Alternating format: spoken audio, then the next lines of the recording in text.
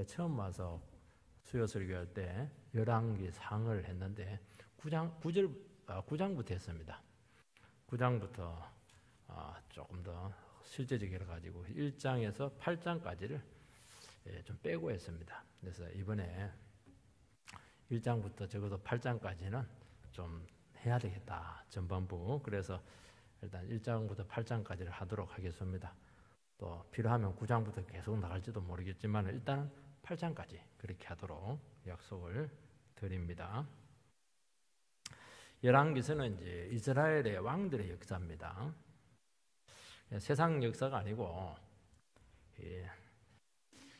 성경적인 관점, 선지자적인 그런 관점으로 평가된 역사입니다. 우리가 왜 이스라엘 역사를 배워야 되냐? 우리 한국사도 못 배우는데 국사도 못 배우는데 아니에요.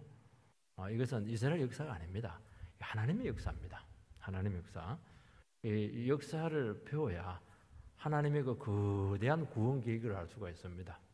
하나님께서 인간들을 어떻게 사랑했는가 하는 것을 알 수가 있고, 그리고 이런 하나님의 사랑 앞에서 인간들이 얼마나 패역했는가 하는 것을 알아야 돼요. 그래서 이 전체적인 시각을 가지지 못하면 우리 신앙이 굉장히 그 깊이가 없어지게 되고 굉장히 폭이 좁아지게 되는 겁니다. 그래서 이건 구약의 역사가 아니고 인류의 역사고, 이거는 하나님의 역사고 교회의 역사다는 것을 꼭 기억을 하시기 바랍니다.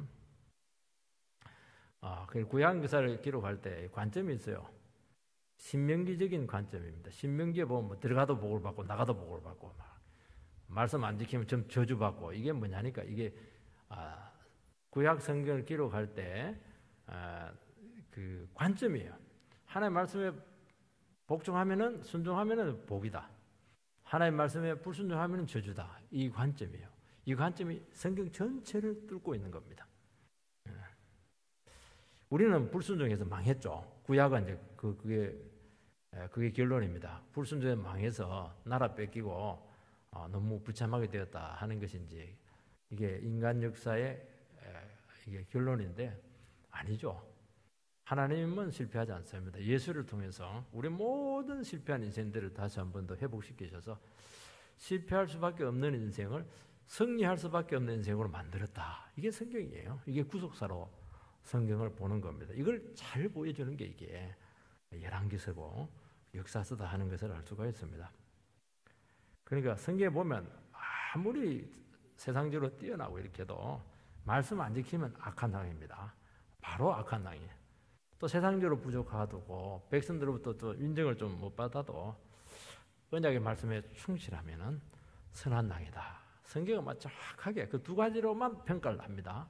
다른 거로는 일절 평가를 안 해요. 딱 두 가지 평가합니다. 순종했냐 안 했냐 이거로 결정이 나는 겁니다. 열왕기서는 왕들의 이야기니까 나라가 세워진 겁니다. 군사 조직도 있고 행정 조직도 있고 체계가 딱 갖추어져 있지 않습니까? 겉으로 보면은 주위에 있는 다른 나라와 다를 게 하나도 없어요. 근데 속으로 들어가면 내용은 완전히 다르다는 겁니다. 다른 나라에 있는 왕들은 절대권을 가지고 있어요. 자기가 나라의 주인입니다. 자기 마음대로 할 수가 있는 거예요, 이게. 근데 이스라엘은 아무리 왕이지만은 하나님께서 그 왕을 세웁니다. 그러니까 진짜 왕은 하나님이라는 겁니다. 너는 나를 대신해서 그냥 대변자 역할을 해라. 그렇게 위임 통치자죠. 대리자입니다. 그러니까 왕이라도 절대로 자기 마음대로 못해요. 그래서 선지자를 딱 붙여놓습니다. 말씀의 종. 그래서 말씀대로 안 하면 선지자가 딱 팍 책망합니다. 그렇게 하는 거예요. 그 말에 안 들으면 바로 저주가 임합니다. 조직이 구비되고 아무리 경제가 부흥되고 이렇게 해도 결국에는 결론은 뭐냐? 하나님께서 인간 사회 가운데 나라 가운데 개입을 하셔야 되고 사랑을 주셔야 되고 긍휼을 베풀어 줘야 된다는 것이죠. 그래야 부흥되고 새로워진다는 겁니다. 이거는 너무 중요한 문제입니다. 우리 교회가 크고 사람도 나중에 많아지고 헌금도 많아지고 사업도 많이 하고 그러면 참 좋죠. 또 그렇게 해주실 겁니다. 제가 그거 분명히 믿어요. 그거는 핵심이 아니에요. 그건 핵심이 아니고 하나님이 우리 가운데 불쌍히 여기시고 사랑해 주시고 말씀을 주시고 은혜를 베푸시고 한 사람 한 사람 살려내시고, 그게 축복입니다. 그거. 그 교회는 참 영광스러워요. 어떻게 인간이 교회를 만들어갈 수가 있겠습니까? 저와 여러분들하고 무슨 관계가 있습니까? 아무 관계 없잖아요. 왜 앉아서 같이 예배를 드리고 설교를 듣고 이렇게 하는 겁니까? 하나님 때문이에요. 하나님 만드시고 이끌어 가시고 사랑을 베푸시고 은혜를 부으시고, 아무리 꺼져가는 등불이라도 주님께 다시 한번 일으켜서 회복시키시고. 그래서 교회를 해보면은 우리는 뭘 깨닫냐니까, 정말 하나님 살아계시구나, 하나님께서 교회를 이끌어 가시고 붙드시는구나, 이걸 막 철저하게 깨닫게 됩니다. 이걸 안 믿으면 100% 실패합니다. 왜 한국교회가 싸우고 실패하냐, 이걸 못 믿어서 그래요. 사람들은 뭐 전부 다 죄짓고 이기적이고 불순종하죠. 부흥이 막 꺼집니다. 또 하나님 또 헌신된 종을 보내가지고 막 또 그냥 책망하고 부흥을 일으키고 아름답게 만드시고 그렇게 하는 겁니다. 이게 참 얼마나 우리에게 감사한 말씀입니까?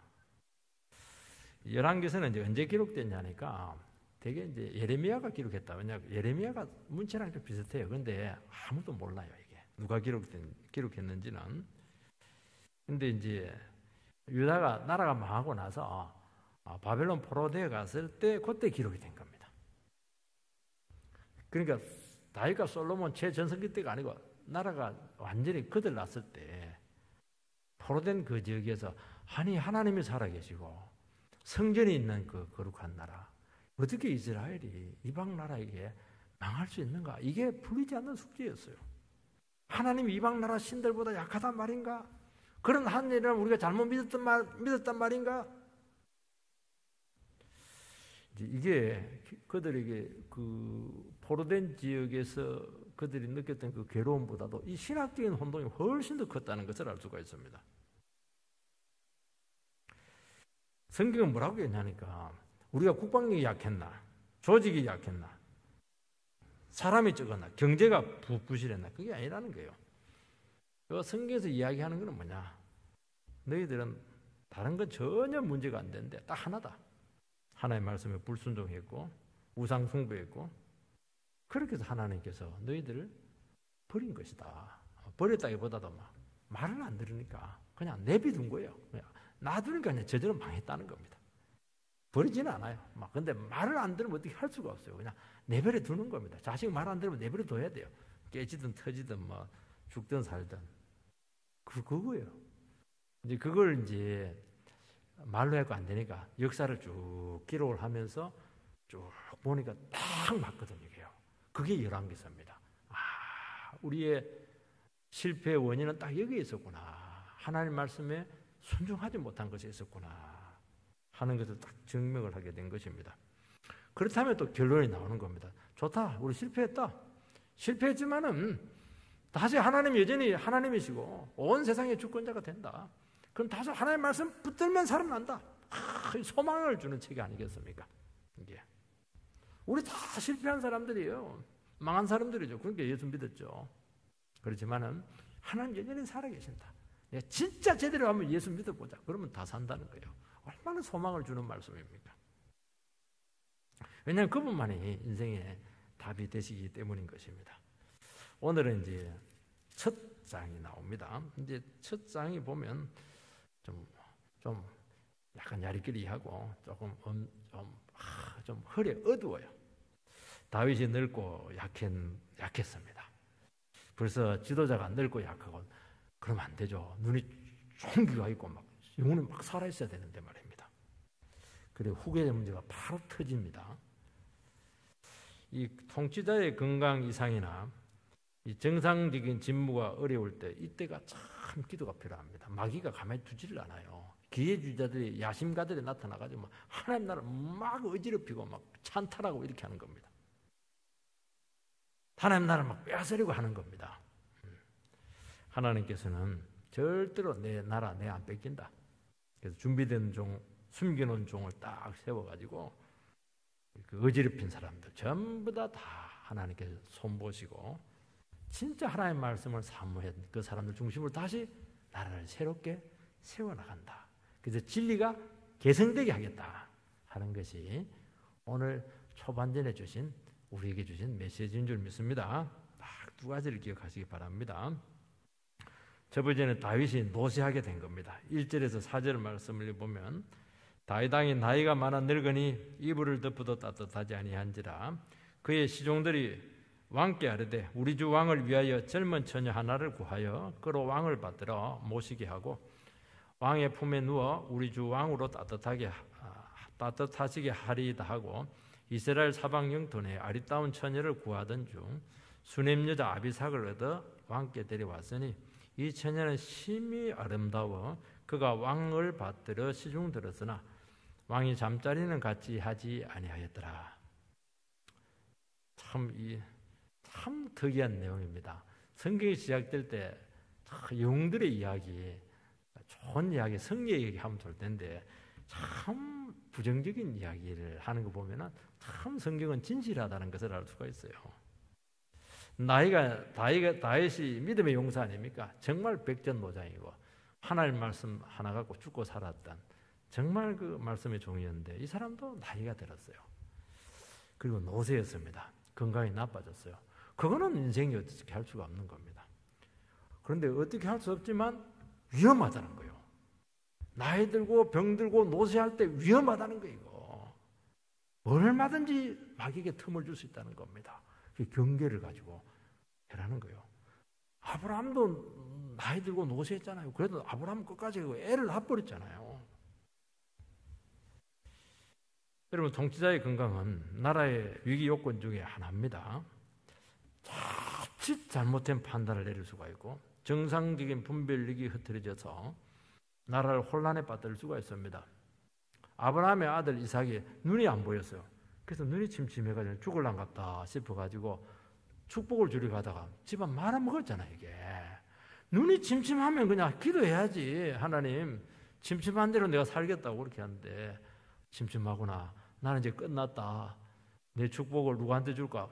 주더라도 약속이라도 야곱한테 줘야지. 에서한테 고기 자꾸 갖다 바치니 에서한테 인간주로 주고 이래가지고 형제간에 칼부림이 나지 않았겠어요. 여기에 왜 그렇게 하니까 분별력이 흐려져서 그렇게 한 겁니다. 마음이 약해서 그래요. 정신이 흐릿해진 거예요. 하나님의 백성인데 족장이면 무슨 소용이 있어요. 눈 딱 나빠지니까 흐려지는 거예요. 이게 분별력이 영성이 확 떨어져 버렸어요. 다윗이 어떤 사람이에요? 아무리 몸이 약하고 몸 체온이 떨어지고 35도, 34도 내려가 이렇게 하더라도 그러면 안 되죠. 위험하다는 겁니다. 이 문제예요. 우리는 막 조금만 상태가 안 좋으면 막 흐려져요. 죽을란다 이렇게 하고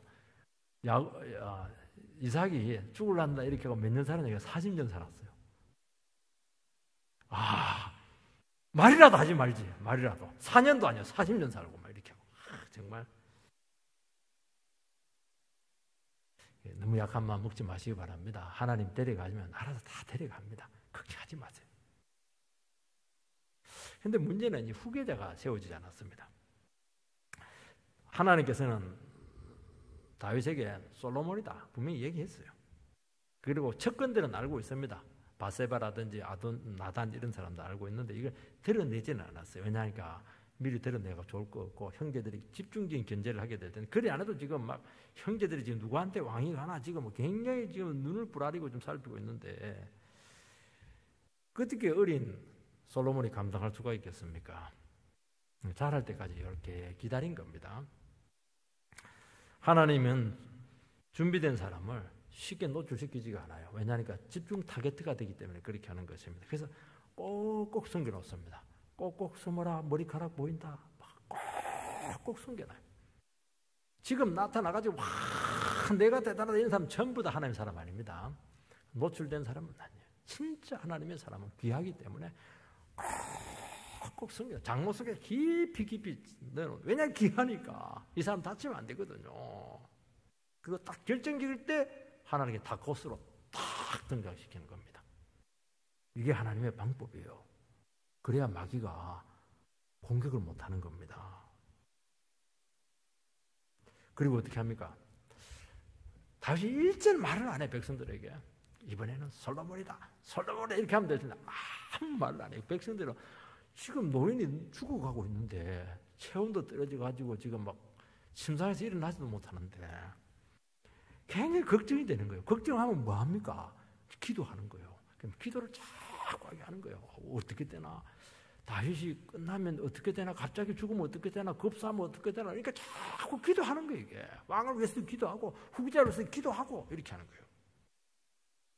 하나님께서는 절대로 귀한 거 하나님의 종, 말씀의 종은 쉽게 안 줍니다. 막 기도도 안 하는데 탁 갖다 주고 말이지. 아이고 그래 안 해요. 맨날 소중하게 생각하는 사람에게 줘야죠. 진짜 귀하게 여기는 공동체한테 준다는 겁니다. 기도를 많이 해라는 거예요, 이게. 그리고 나서 하나님께서 다 기도하는 그 무리들 가운데 한 종을 세우셔서 사람들이 아는 거예요. 이거는 인간이 세운 게 아니고 하나님께서 세웠다 하는 것을 전 백성들로 하여금 고백하게 하는 것입니다. 다윗은 솔로몬이 성장할 때까지, 왜냐하면 워낙 뒤에 놓은 아들이잖아요, 준비할 시간을 충분히 벌어주었습니다. 그러니까 다윗은 들어가면서 체온이 떨어지고 막 허리가 꼬부러져 가면서도 이게 죽지를 못해요. 왜냐니까 지켜줘야 되니까. 그가 감당할 수 있을 때까지 자리를 지켜줘야 되니까 일찍 은퇴도 못하는 거예요. 은퇴도 못해요 지금. 다윗이 너무 넓다 보니까 몸이 막 너무 식었어요. 이불을 덮어도 추워요. 추브라 치브라 뭐 이렇게 해서 일하는데, 그러면 어떻게 해야 되겠습니까? 뭐 모시메리 이런 거, 보온메리, 보온 이불 이런 거 좀 덮어주든지 난로를 뭐 넣어주면 되는데, 난로는 난로인데 문제는 그 난로가 좀 성격이 달라요. 인간 난로를 하나 넣어놔버렸습니다. 피가 펄펄 끓는 젊은 처녀를 구해가지고 수종도 들고 또 품고 이렇게 자고 이렇게 하면 따뜻해지니까 어떻게 기발한 생각을 했는지 몰라요. 기가 막힌 생각을 했습니다. 우리는 옛날에 어릴 때 추우면 그 물 넣어가지고 안고 자잖아요. 그거 주면 되는데 처녀를 준 거예요. 처녀를. 그 예쁜 처녀. 대단히 놀라운 의학적인 처방입니다. 다윗은 수종만 받고 동침하지 않았습니다. 힘이 없었는지는 모르겠지만 일단 동침은 안 했어요. 자기가 동침은 안 했지만 사람들이 그렇게 생각합니까? 왕의 이런 모습이 악한 자나 기회주의자들에게 잘못된 신호를 주게 된 것입니다.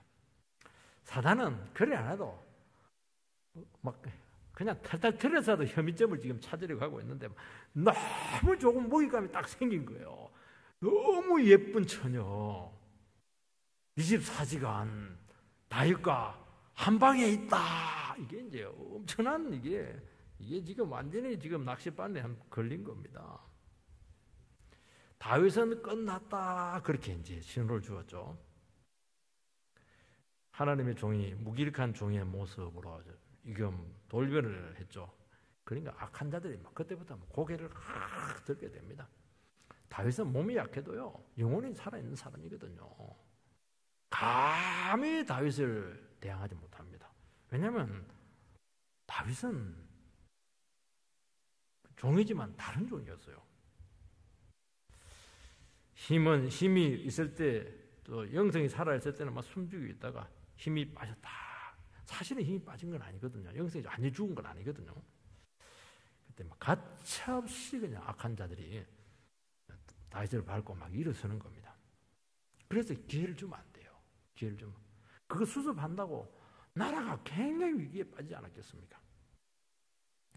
신하들은 왕의 기력 회복이 나라 안정을 가져온다고 그렇게 판단했죠. 근데 그 처방이 대단히 인간적인 처방입니다. 기력이 제한 노인한테 정말 심히 예뻤다고 돼 있어요. 예쁘고 싱싱하고 젊은 처녀가 반드시 필요한 것이었는가? 아니죠. 아닙니다. 다윗은 동침하지도 못했어요. 젊은 처녀가 왕 가까이에서 모셨다는 것이 얼마나 평범한 이야기인데요. 또 왕이면 또 그럴 수도 있어요. 외국에 있는 왕들은 그렇게 많이 해요. 등소편도 처녀의 피를 수혈했잖아요. 이게.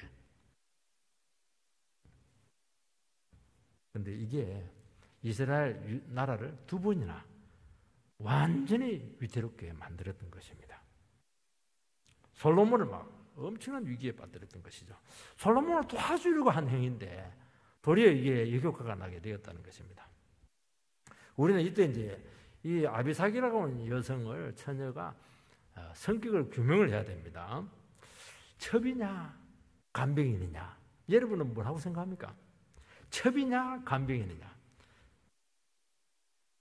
생각에 따라서 뭐 생각할 수가 있죠. 첩은 뭐냐, 한 이불 속에 들어가야 돼요. 간병이는 이불 속에 안 들어가는 게 간병이 됩니다. 그런데 뭐 안에 어떻게 알 수가 있어요? 근데 이것이 이제 혼동을 주게 되었고, 아도니아가 잘못된 마음을 품게 한 것입니다. 아, 우리 아버지 보니까 이제 갔네, 맛이 완전히 갔네. 아, 좋다. 순위는 다음이다. 그래서 자기가 스스로 왕이 되려고 한 것이잖아요. 그래서 또 실패를 해요. 실패했으면 또 잠잠하면 될 텐데, 이 야신가대의 특징은 위기 때는 가만히 죽겠다. 기회만 오면 또 고개를 쳐드는 거예요, 이게.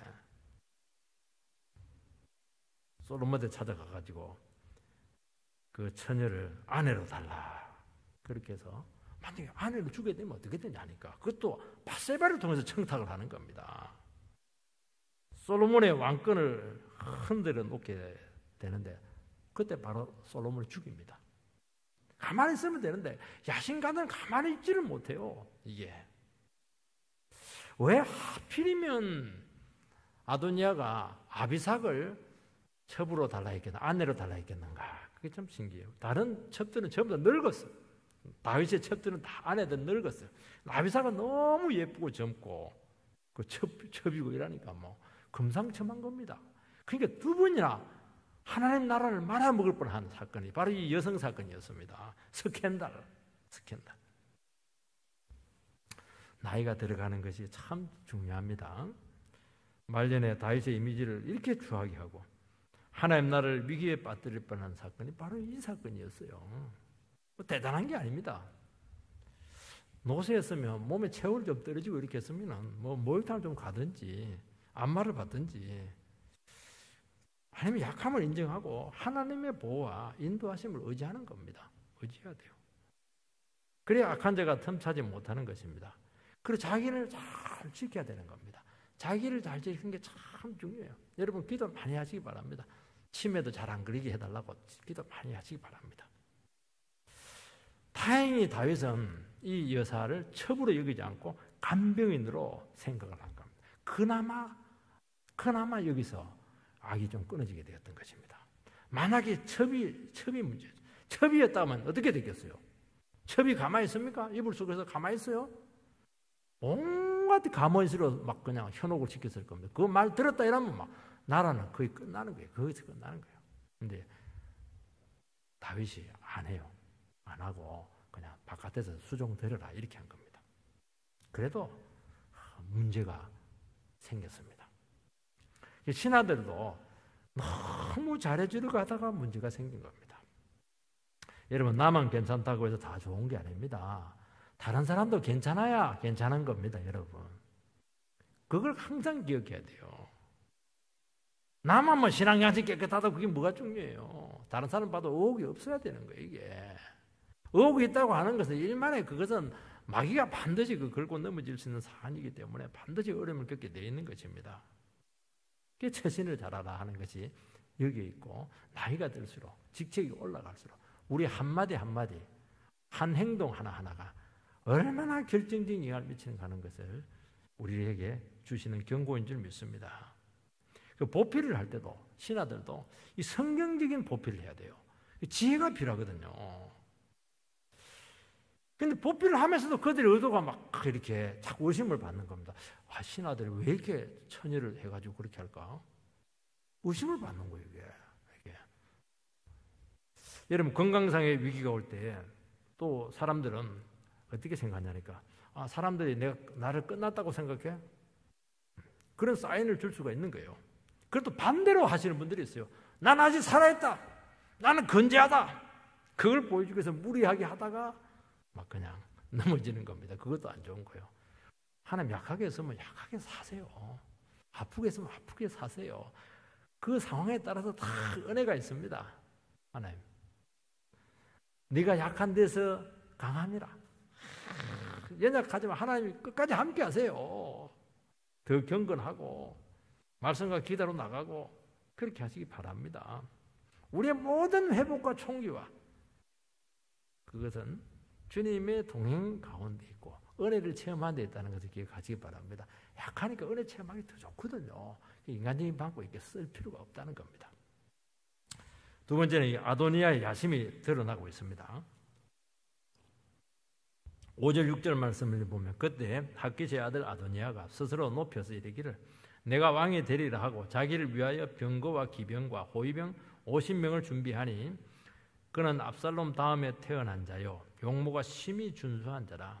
그의 아버지가 내가 어찌하여 그리하였느냐고 하는 말로 한 번도 그를 섭섭하게 한 일이 없었더라.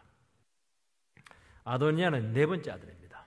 첫 번째 아들이 암논, 두 번째 아들은 막 비실거리다 죽은 것 같아 내보니까. 세 번째 아들이 이제 압살롬 아닙니까? 압살롬이 암논을 죽이고, 그리고 세 번째 압살롬은 다윗에게 반란을 일으켰다가 또 처형당하고. 그러면 이제 순번이 누구냐? 네 번째 아들이 이제 아도니아입니다. 아도니아. 아버지가 맛이 갔다. 아버지 끝났다. 이 사인을 받고 여지없이 자기 속에 있는 야심을 드러냅니다. 스스로 높여서 내가 왕이 되리라. 여러분, 이것은 하나님 나라 지도자 자격에서 최우선적인 결격 사유입니다. 하나님 나라에서 제일 중요한 게 뭐냐? 스스로 왕이 되리고 하면 안 되는 겁니다. 하나님 나라는 하나님이 세운다는 겁니다. 이걸 철저히 배워놔야 돼요. 그래서 내가 자기를 위하여, 내가 뭐가 중요해요? 왜 자기를 위해서 왕이 됩니까? 안 되죠. 하나님을 위한 것이죠. 교회를 위한 것이고 다른 영혼을 위해서 섬겨야 되는 것이죠. 벌써 이 정신이 틀려버렸어요. 여러분, 그래서 하나님께서는 지도자를 세우고 기름 붓고 이렇게 할 때 누구를 세우느냐? 성경적인 고민을 많이 한 사람 세웁니다. 왜 성경적인 고민을 많이 합니까? 세상적인 가치는 꽉 차 있거든요. 주님께서 원하시는 게 뭘까? 그러면서 정말 하나님 마음에 합하도록 하나님께 뭘 원하는가? 여기에 대한 많은 고민, 고난을 통해서 겪은 사람, 이런 사람들을 하나님께서는 준비를 시키신다는 것입니다. 그래서 이스라엘은 장자라고 해서 절대로 왕이 된 유리한 조건이 아니에요. 다윗이 왕을 끝까지 세우지 않는 것은 다윗에게도 믿음이 있었던 거예요. 자기가 스스로 왕이 되지 않았지 않습니까? 그렇게 고생 많이 하고 하나님께서 세우지 않습니까? 그래서 다윗은 자기가 아무리 늙고 이렇게 하더라도 하나님께서 세우신다는 것을 믿습니다. 일찍 후계자를 세우면 알력과 암투가 일어나기 때문에 지금부터 끝까지 때를 기다리고 있었다는 것을 알 수가 있죠. 아도니아는 세상적으로 보면 명분이 있습니다. 지금 왕순위 1순위입니다. 그리고 외모가 너무 잘났어요. 인물이 좋으면 이게 또 문제입니다. 인물이 좋으면 나는 왜 이렇게 인물이 좋을까? 자기 도취에 빠져요. 또 사람들이 착각을 합니다. 와, 저 사람 뭔가 하나 할 것 같네. 사무엘도 감쪽까지 쏘갔잖아요. 이세 집에 가가지고 왕 세우라 이렇게 하니까 첫째 둘째 보니까 와 이랬는데 하나님께서는 너는 왜 외모를 보느냐? 여호와 하나님은 중심을 보느니라. 다윗은 막 후보 자리 끼지도 못했어요. 양이나 키우고 있고 이렇게 했는데 아버지도 다윗을 못 봤습니다. 하나님이 다윗을 보고 있지 않았겠습니까? 그게 조건이 되지 못해요. 인물이 뭐 반미기 줍니까? 우리나라 말로. 여러분, 하나님 말씀에 헌신되어야 되는 것입니다. 깊은 은혜를 체험하는 사람이 되어야 되는 것입니다. 솔로몬이 머리가 굉장히 좋았거든요. 머리가 좋았기 때문에 이 사람이 왕이 된 게 아닙니다. 나단이 이제 그의 이름을 지어줬는데 여디디아다. 여호와께서 사랑하시는 사람이다. 그 뜻을 가지고 있습니다. 왜 이 이름을 지어줬냐니까 다윗하고 이 바세바하고 불륜 간음을 해서 그 첫째 아들이 죽습니다. 기도했는데도 하나님께서 죽입니다. 왜냐하면 구설수에 오를 가능성이 너무 많거든요. 그러니까 막 바세바는 다 잃어버렸어요. 남편 죽었지, 이 관열이 다 끝난 거예요. 그래서 하나님께서는 불쌍해가지고 위로해서 바로 두 번째 아들을 주었는데 그 아들이 솔로몬입니다. 그러니까 바세바는 왕비가 될 자격이 없는 사람이에요. 이 사람은 신하의 부인이고 또 이게 다윗이 못되게 한 여자지 않겠습니까? 그래서 하나님께서 긍휼로 아들을 준 겁니다. 그러니까 이런 사람들 출신 성분의 하자가 있죠. 참 늘 부끄러운 부분이 있잖아요. 다른 왕비와 또 달라요. 그러니까 솔로몬은 이런 부모 밑에서 성장하게 되었고 하나님의 긍휼을 많이 체험을 했고 은혜 속에서 자랐다는 것을 알 수가 있어요. 그 형들 보니까 막 너무 대단한 형들이 많아요. 자기는 출신 성분도 안 좋지, 나이도 어리지, 지지 기반도 없지요. 어머니 봐도 뭐 이렇게 외척 뭐 세력도 없지. 그러니까 겸손하지 않을 수가 없는 거예요. 또 약점을 가지고 있지 않겠습니까? 하나님의 사랑은 많이 받았는데, 하나님의 은혜는 많이 받았는데, 이게 뭐 그냥 무시를 너무 많이 당하고 거부를 많이 당하고 견제를 많이 받았다는 것을 알 수가 있어요. 그런다고 해서 다윗이 솔로몬만 사랑을 해주면 어떻게 됩니까? 죽습니다. 그거 사랑도 못 해줘요. 도리어 더 멀리 해야 됩니다. 왜냐니까 지금 눈을 딱 보고 있거든, 형들이. 그러니까 솔로몬은 겸손할 수밖에 없었었고 하나님께서 그 겸손한 솔로몬을 사랑하셔가지고 끝까지 숨겨놨다가 결정적일 때 후계자로 세웠다는 것을 알 수가 있습니다. 아도니아는 다윗이 한 번도 섭섭하게 하지 않았다, 그렇게 되어 있습니다. 물론 뭐 행실이 너무 뛰어나가지고 섭섭하지 않았으면 좋은 거지만 이게 부정적인 의미입니다. 제 멋대로 잘한 거예요. 다윗이 이게 잘한대. 자식을 너무 사랑하니까 안 돼, 그 얘기를 못하는 거예요. 안 돼, 하지 마, 길을 꺾어놓고 이렇게 해야 되는데 그게 안 됐던 거예요. 이게. 여러분, 하나님 나라에서 정말 오래오래 쓰기 위해서 제일 중요한 게 뭐냐니까 권위에 순종하는 법을 어릴 때부터 배우게 해야 되는 것입니다. 부모에게 머리 숙이게 하고 질서에 순종하게 하고 권위 안에 들어가게 하고, 이게 지금 오늘날 우리나라에 안 되고 있는 제일 중요한 문제예요. 이 권위가 완전 땅에 떨어져 버렸어요. 아무데나 들이받아 버리고 아무데나 소리 질러 버리고 막 그렇게 하는 겁니다. 그러니까 나라가 엉망이에요. 자기도 망하고 그 있는 사람도 다 망하는 게 이게 질서가 없어요. 질서가 없어지게 되었던 것입니다. 그러면 하나님께서는 절대로 그 자격을 주지 않아요. 불순종하는 사람 안 씁니다. 자기가 아무리 그 자리 차지해도 죄만 저지르고 그냥 폐기 처분되는 거예요. 이게 자기 생각이 많은 사람, 복잡한 사람, 이런 사람들은 순종이 안 돼요. 왜냐하면 욕심이 많아가지고 안 되거든요. 그래서 여러분들 생각을 단순하게 해라. 너무 복잡하게 생각하지 말고 너무 계획 있지 마라. 하나님 말씀이면 아멘, 하나님 말씀이 아니면 노멘, 이렇게 하면 되는 거예요. 어려울 거 하나도 없어요. 왜 이렇게 생각을 많이 해요? 그 의도가 많아서 그렇죠. 너무 욕심이 많아서 그렇게 하는 겁니다. 생각 다 버리세요. 그냥 주님께 알아서 다 세우고 인도할 거 줄 거 다 줄 겁니다. 아도니아는 아버지가 하나님을 얼마나 붙들었습니까? 고난 중에서 얼마나 고생하면서 하나님 한 분만 사랑했어요. 그걸 배워야 되는데 그걸 안 배운 게 이게. 아도니아가 스스로 왕이 되려고 한 이유가 무엇이죠? 후계자가 하나님이 세우신다, 그거는 알죠. 그거는 뭐 다윗이 기가 따갑도록 얘기해서 했을 겁니다. 그렇지만 마음으로 받아들이기 싫어한 거예요. 이게.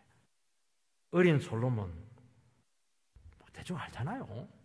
이게 받아들일 수가 없는 거예요. 이게. 자기가 왕이 되면 아버지도 어쩔 수 없이 인정해 줄 것이다. 왜냐하면 한 번도 섭섭한 말을 한 적이 없거든. 아버지도 뭐 자식에게는 부모 없다고 뭐 내가 왕 돼가지고 뭐 그냥 앉으면 뭐 아버지도 어떻게 할 수 있나, 힘 다 빠졌는데 그 계산을 한 거예요. 여러분, 하나님 나라의 약점을 이용해서 야욕을 채우려고 한 것입니다. 이것은 하나님 나라를 찬탈하는 행위고 하나님 지구 끝까지 가서라도 벗기집니다. 그렇게 해서 되지를 않아요. 왜냐하니까 하나님 나라는 하나님의 것입니다. 다윗 것도 아니고 솔로몬 것도 아니고 아도니아 것도 아니고 아무것도 아니에요. 그냥 하나님께서 일시적으로 그 사람을 세워서 하나님의 뜻을 이루도록 하기 위한 도구에 불과한 것입니다. 그런데 욕심을 가진 사람은 그 하나님의 나라를 자기 것으로 빼앗아 버리는 거예요. 자기 욕심의 도구로 삼기 때문에 그거는 안 된다는 겁니다. 그것은 용납할 수가 없는 거예요. 여러분, 하나님 나라의 왕은 외적인 조건이 아니고 하나님의 언약으로 되는 것입니다. 아브라함이 나이가 많아서 늙었습니다. 아기를 가질 수가 없어요. 분명히 하나님께서는 네 몸에서 태어날 자 아들을 통해서 씨를 주시겠다 분명히 말씀을 했는데, 그리고 그 아들을 통해서 하늘의 별처럼 바다의 모래처럼 많은 자손을 주겠다 했는데, 지금 뭐 부인도 끝났고 남편도 끝나고 다 끝났어요. 이제 모든 게 끝났어요. 다 끝났어요. 그런데도 로마서 4장에 보면은 그의 믿음이 약화되지 아니하였더라. 야, 이거예요. 이거 다 끝났어. 그런데도 믿음이 약화되지 않았더라. 그러니까 물론 중간에서는 많이 아브라함이 하나님 마음을 아프게 했죠. 옆길 많이 갔습니다. 딴짓 많이 했어요. 그래도 아브라함은 끝까지 그 언약의 말씀을 붙들었어요. 위기가 많이 왔어요.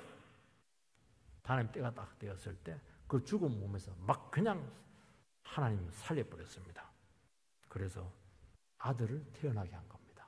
이거예요. 그래서 이삭은 육신의 아들이 아니고 약속의 아들이에요. 말씀의 아들이라는 겁니다. 그 말은 뭐냐니까 인간이 놓은 아들이 아니라는 거예요. 하나님의 능력이 태어나게 한 아들이고 하나님의 말씀의 능력으로 태어난 아들이라니까요. 그게 언약의 아들이라니까요. 그래서 위대한 것은 뭐냐? 위대한 것은 하나님의 약속이에요. 하나님의 말씀이에요. 말씀을 붙들면 죽은 자도 살리고 없는 것도 있게 하고 안 되는 것도 되게 하고 다 끝났는데 끝난 게 아니에요. 하나님 안 끝난 거거든요. 아브라함과 사라를 다 끝내놔야 인간적인 방법 안 쓰거든요. 만약에 아예 또 인간적인 욕심이 살아있으면 그 백시에 놓은 아들 그 핥아주고 닦아주고 막 그래서 막 그러다 애 그냥 타락시켜버리는 겁니다. 철저히 하나님 앞에 다 내려놓게 하는 겁니다. 약속의 아들을 딱 주니까 아브라함한테 너 모래산을 갖다 바쳐. 알겠습니다. 바로 갖다 바치잖아요. 내 아이가 아니니까. 하나님이 이렇게 만드신다니까요. 말씀의 약속에 붙들려 있어야 된다고 말씀하고 있는 것입니다. 이걸 배워야 되는 거예요. 이걸. 여러분, 약속이 누구에게 있는가 하는 것이 중요한 겁니다. 목사에게 약속이 있는 게 아니에요. 우리 중에도 하나님 약속이 누구에게 머무르 있는가 이게 중요하다니까. 이게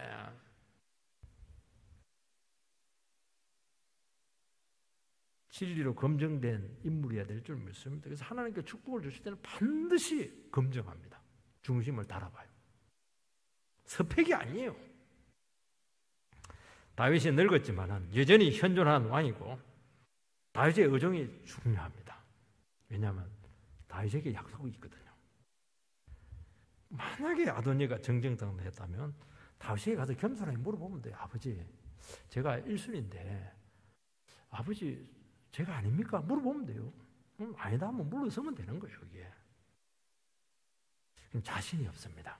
자신이 없어요. 자신이 없으면 아니라는 거예요. 여러분, 자신 있으면 아니에요. 그 내려놓으면 되는 거예요. 물어보고 내려놓든 막 그냥 내려놓으면 돼요. 야욕이 안 돼요. 야욕 욕심이 이게. 결국 떳떳하지 못한 처신을 하게 되고 그것 때문에 자기 무덤을 스스로 파게 된 것입니다. 나단과 바세바는 아도니가 섰을 때 군사적으로 대항하지 않았어요. 핵심을 찌릅니다. 다윗의 의중이 누구에게 있는가 그걸 확인하는 겁니다. 다윗이 한마디 하면 끝나는 거거든. 솔로몬 이러면 끝나는 거예요. 여러분, 하나님의 약속이 있고 하나님이 세운 사람은 특징이 있어요. 정정당당합니다. 명명백백합니다. 누가 봐도 하나님이 세웠다 하는 것을 확인할 수 있게 하신다는 것입니다. 내가 아무리 하고 싶어도 하나님의 결정을 끝까지 기다리는 겁니다. 그거 못 기다리면 들어 실격. 너는 실격. 너는 그 다음 사람 또 기다리고 너 못 기다려 또 그럼 너도 실격. 그 다음 사람. 하나님 사람 많아요. 하나님. 내 아니면 안 된다. 그게 어디 있어요. 아도니아 같은 사람이 내 아니면 안 된다고 하는 사람이거든요. 이 사람은 100% 아닌 거예요. 내 아니면 안 된다. 그 사람 100% 아닌 거예요. 그거는. 왜 자기 아니면 안 돼요? 하나님은 다 되는 건데.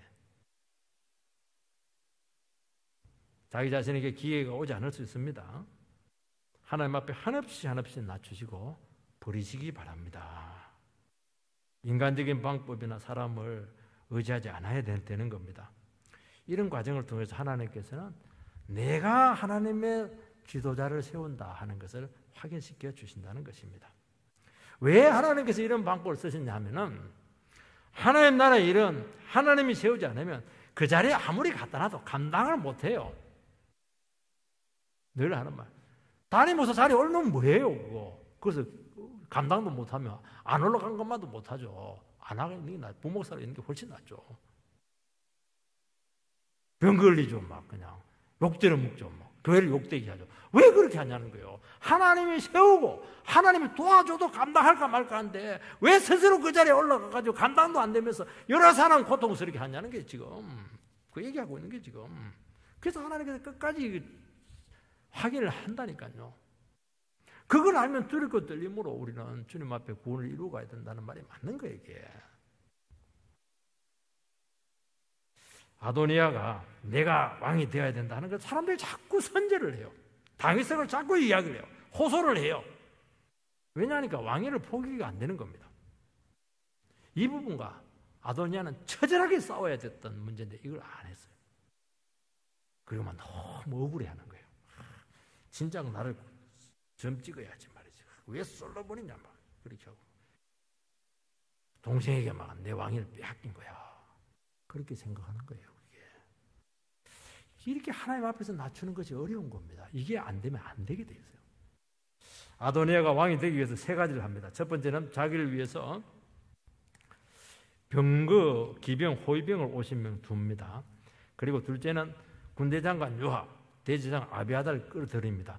요압은 군권을 장악하는 거예요. 대제사장 아비아다를 끌어들이는 것은 종교권을 하는 거예요. 양쪽에 군권과 종교권을 딱 손에 쥡니다. 세 번째는 연회를 베풀어 가지고 동생들을 초청합니다. 그러니까 다윗의 그 자식들 있잖아요. 솔로몬만 딱 빼고 나머지 왕자들을 전부 다 초청합니다. 그러니까 왕권, 척권들을 딱 모읍니다. 그러니까 뭐 굉장히 조직적이죠, 이 사람. 그리고 솔로몬, 나단, 버나야, 시므이, 레위, 다윗의 용사들을 초청하지 않습니다. 자기도 알고 있는 거예요, 지금. 하나님 마음이 어디 가는지 알고 있는 거예요. 하나님 마음을, 하나님의 그 결정을 뒤집으려 하는 거예요, 지금. 다 가졌어요. 군권, 종교권. 동생들까지 전부 다 자기 지지 기반으로 끌어들였습니다. 그런데 안 돼요. 하나님 아닌데 뭐. 하나님께서 끝까지 후계자를 공식화 시키지 않는 이유가 바로 이것입니다. 악한 자들이 다 드러나도록 하기 위해서 그렇게 하는 것입니다. 아도니아에게 붙은 사람들은 누굴까요? 아도니아에게 요압, 그 다음에 뭐 아비아다, 동생들 이런 사람들. 이 사람 누굴까요? 다 그 사람들은 끼리끼리 논다고 다 야신가들입니다. 그거 한 자리 해보려고 그렇게 하는 거예요.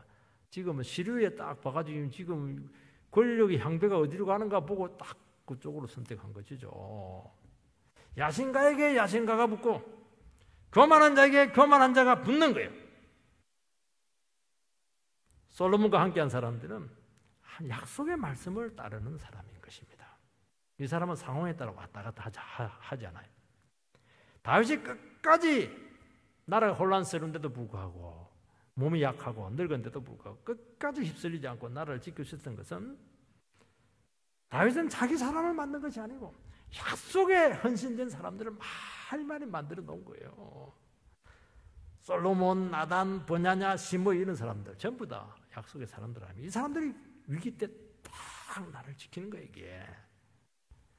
하나님은 악한 자들이 다 드러날 때 일거에 그들을 색출해서 나라를 깨끗하게 정리합니다. 다 안 넘어가는 것 같죠? 하나님 일부러 그렇게 하는 거예요. 악한 자들은 다 드러나야 되거든요. 결국 그들을 살려놓으면은 저주가 하나님 나라의 걸림돌이 될 수밖에 없는 것입니다. 가만히 내도 하나님 모르차고 다 안 넘어가는 것처럼 하는 거예요. 그래서 속에 흑심인 사람들 전부 다 아도니아에 다 붙는 거예요. 그리고 심판하는 거예요. 하나님의 이 숙청은 무섭습니다. 피 안 흘리고 숙청해버려요. 그거. 사람이 어떻게 숙청을 하겠어요? 숙청이 안 되는 거거든요. 이게. 교만한 야심가의 등장이 공동체를 힘들게 해요. 그런데 그것은 한 번씩 드러나야 될 때가 있습니다. 그러면 심판을 당하면서 아무 말 못해요. 자기가 어지럽혔으니까. 악한 자나 야신가는 반드시 그 중심이 드러나게 되어 있습니다. 하나님을 끝까지 자기 자신의 뜻을 숨기시고 지연해서 정말 겸손한 사람이 누군가, 하나님께서 세우신 사람이 누군가 하는 것을 공개적으로 드러내시고, 정리할 사람 정리하게 하시고, 세울 사람 세우시고, 그렇게 할 줄 믿습니다. 교만한 자가 참지 못하고 스스로를 막 높이고 막 소란을 피웁니다. 하나님의 뜻이 솔로몬에게 기울고 있다는 것을 알고 불안하기 때문이죠. 알아요, 본인은. 내가 밀리고 있거나 하나님 나를 밀어내고 있거나 그러니까 불안하니까 막 속이 더 나쁘죠. 뭐 액션을 취하는 거예요. 그러면 딱 끌려드는 겁니다. 그때 어떻게 되느냐? 그래, 나는 끝났다. 나는 자질이 안 돼. 나 하나님 진짜 사랑하지 못해. 죄가 많은 사람이야. 딱 물러서면 돼요. 물러서면 솔로몬하고 힘 합쳐가지고 나를 세우면은 꼭 왕이 돼야 됩니까? 어떻게? 신하 돼도 되잖아요. 얼마나 할 일이 많은데. 그럼 영원히 성경책에 기록되고 하나님 나라에 정말 기둥처럼 영광 받을 텐데, 자기가 딱 지으려고 하니까 문제가 된 겁니다. 각자 자리가 있는데 그 자리를 찾아가면 되거든요. 욕심. 대세가 아도니아로 많이 기울였지만 끝까지 약속을 붙던 영혼은 자기 자리를 지킵니다. 불안한 중에서도 자기를 되돌아보고 믿음으로 모든 상황에 반응합니다. 이게 얼마나 중요한지 몰라요, 여러분들. 아도니아 반대편 사람들 얼마나 힘들었겠어요. 그렇지만은 약속은 솔로몬이겠다. 그거 믿고 끝까지 중심을 지킵니다. 그거 충성된 종이죠.